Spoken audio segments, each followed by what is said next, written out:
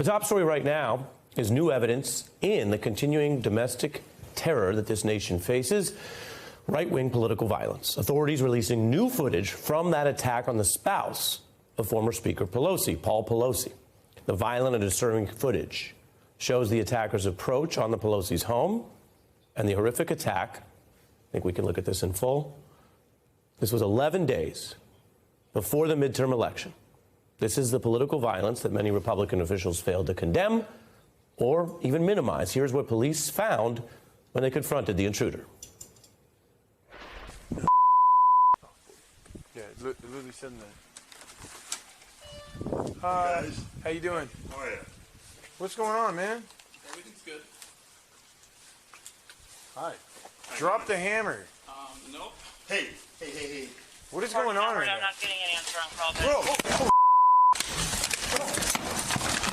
Calls in the area that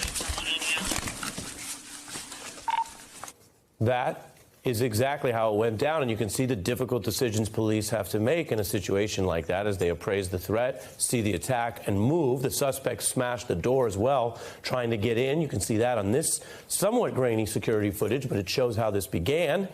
The images show the intruder, basically, as you see on the right part of your screen, making this secretive effort to try to bust his way in. It shows that he was indeed this intruder, not someone who somehow entered as an acquaintance of the family.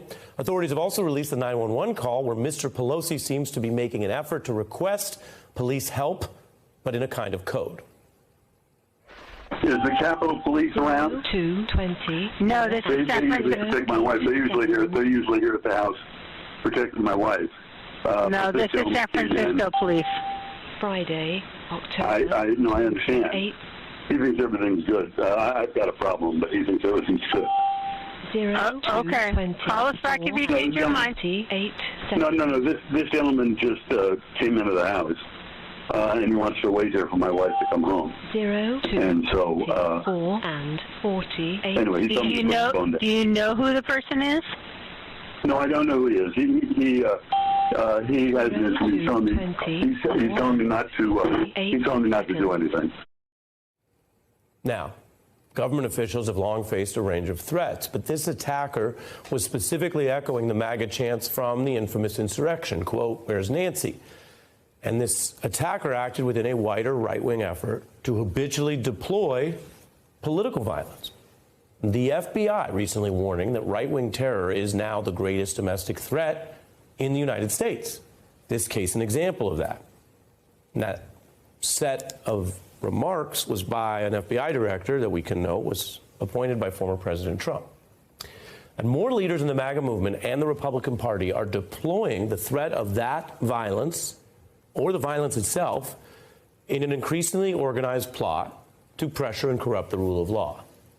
We saw that because they were effective in using violence to delay certifying votes for the highest office in the land, votes for president, on January 6th.